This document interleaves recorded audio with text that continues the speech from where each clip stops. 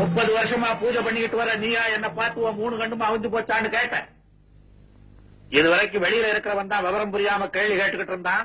இப்ப உள்ள இருக்கிற நீயே என்ன கேள்வி கேட்க ஆரம்பிச்சிட்ட பாரு. நான் பதில் சொல்லித்தான் ஆகணும். பரமசிவனாய முன்னால நின்று பேசுறது பின்ன என்ன பாவநாத சிவனா பேசுறது? பரமசிவன் தாயா பேசுறேன். நான் பாக்குறேன் இந்த காட்சி உண்மையா இல்ல பிரம்மையா? பிரம்மையும் இல்ல எருமையும் இல்ல, பரமசிவனே தான். என்ன சொன்ன? மரம் வச்சவன் தண்ணி ஊத்தணுமா? அப்போ நீங்கெல்லாம் மரம், நான் தண்ணி ஊத்துறவனா? அட பாவிகளா, கோயில் கிணத்துல இருக்க உப்பு தண்ணி எல்லாம் எடுத்து எந்த தலையில நீங்க தானையா கொட்டுறீங்க?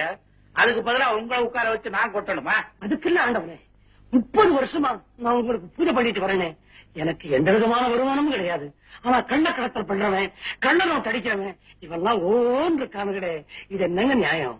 இந்த பார் பூசாரி, உனக்கு பூஜை பண்ண பிடிக்கல, நீயும் போய் கள்ள நோட்டாடி கள்ள கடத்தல் பண்ணு. உன்னை எவன் வேண்டான்னு சொன்னா? எப்ப இதெல்லாம் நீ செய்ய போறேன்னு என்கிட்ட வந்து கேட்ட, உன்னை வேண்டான்னு நான் தடுத்தேன். எனக்கும் பொருளாதாரத்துக்கு என்னையா சம்பந்தம்? உன் பொண்ணு கல்யாணத்துக்கு பணம் வேணும்னா எவனாவது அறிஞ்சவன் தெரிஞ்சவன் சிநேகக்காரனை போய் கேளு. அதை விட்டுட்டு என்கிட்ட வந்த ஆளுதான் நான் என்ன கோயிலுக்கு பின்னால பேங்கா வச்சு நடத்துறேன்? என் உண்டியல்ல கூட நீங்க தானே பணத்தை போடுறீங்க, அதுவும் கள்ள பணம். நான் எடுத்து பார்க்கவா போறேங்கிற தைரியம் தானே? கோச்சுக்காதீங்க, என்னங்க கோச்சுக்காதீங்க. கோச்சுக்காம உன்னை கொஞ்சம் சொல்றியா? உன் விஷயத்துக்கு அழுகுறதும் இல்லாம ஊர் அக்கப்போருக்கு வந்து அழுகுறிய. அன்னைக்கு என்னடா கிராம்பு எவனோ கடத்தினானா லாரிய மடக்கி புடிச்சிட்டாங்க, அதுவும் ஓன் திருவிளையாடல். நான் கிராம்பு கடத்துறவனா? ஏன் திருவிளையாடல் புராணத்துல சிவன் கிராம்பு கடத்துறான்னு எழுதி இருக்கா? நீ படிச்சிருக்கிறியா? பேசாம இருந்த எல்லாத்துக்கும் ஆட்டுவ.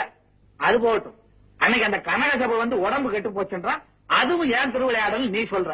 ஏயா அவன் உடம்பு கெட்டு போனதுக்கு அவன் திருவிளையாடல் காரணமா, ஏன் திருவிளையாடல் காரணமா? அவன் உடம்புல போய் நான் என்ன செஞ்சேன்? நான் இந்த கேள்வி எல்லாம் கேட்கும் போது நீங்க லிங்கமா இருந்தீங்க. ஏன் லிங்கமா இருந்தா என்ன? இல்ல, லிங்கத்துக்கு காது இல்லைன்றியா? அப்புறம் லிங்கத்துக்கு முன்னால போய் உன் காதென்ன செவடா, கண்ணென்ன குருடா, மூக்கென்ன சப்பையான்னு கேக்குறிய, அது மாத்திரம் கேட்க தெரியுதா?